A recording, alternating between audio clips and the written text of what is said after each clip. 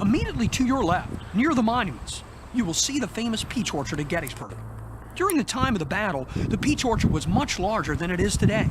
It was the center of General Daniel Sickles' 3rd Union Corps line on July 2, 1863, and it formed a point, a salient. Salients are very dangerous in military terms because they can be attacked from two sides. And that is exactly what happened on July 2nd. In the early evening, about 6 o'clock, Mississippi soldiers from the brigade of William Barksdale smashed into the peach orchard and ripped a hole in the middle of the Union line, capturing a number of Union prisoners. The Confederates continued their attack, moving straight past where we are parked and over toward Cemetery Ridge to your right. One of the reasons Sickles first moved his men out to this location was out of concern for the high ground immediately to your left along the Emmitsburg Road.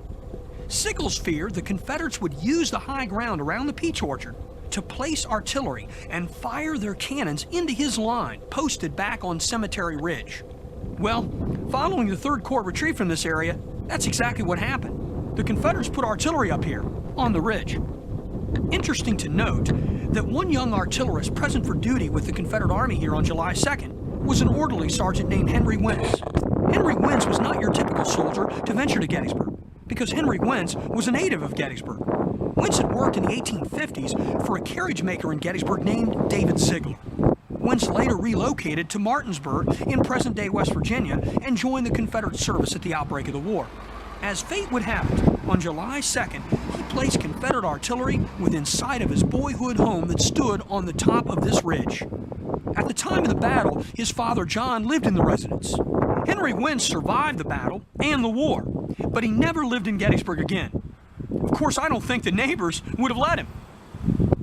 To this day, military historians still debate the merits of Dan Sickles' controversial decision to move the 3rd Corps from Cemetery Ridge to the Peach Orchard line.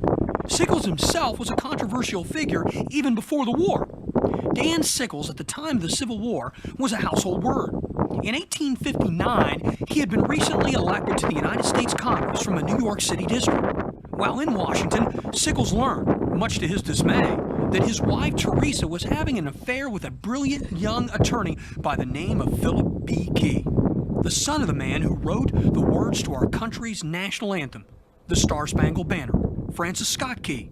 Philip Key was not only a well-known attorney in Washington, he was the district attorney, the chief prosecutor of the nation's capital.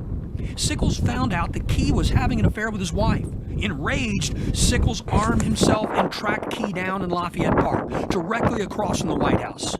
"Key, you scoundrel," yelled Sickles. "You have dishonored my bed. You must die." Taking careful aim, Sickles shot him twice in cold blood. Shot him at point-blank range and killed him. Arrested and charged with the crime, it became the trial of the century. It made all the illustrated newspapers of the day.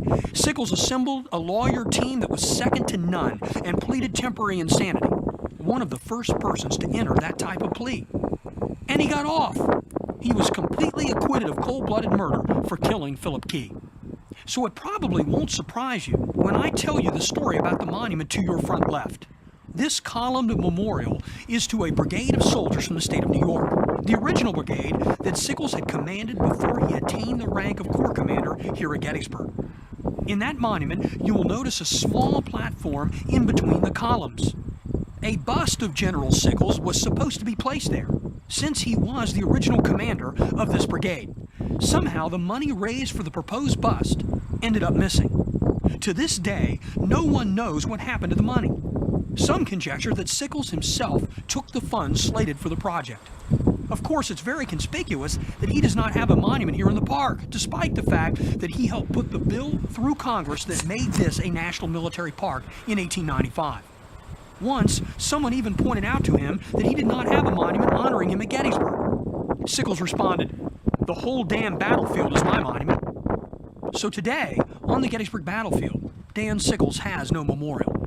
No memorial to himself. That is not to say that Dan Sickles was not a respected leader of troops, because at the next stop, I will tell you about the kind of medal that Dan Sickles, the infantry commander, was made of.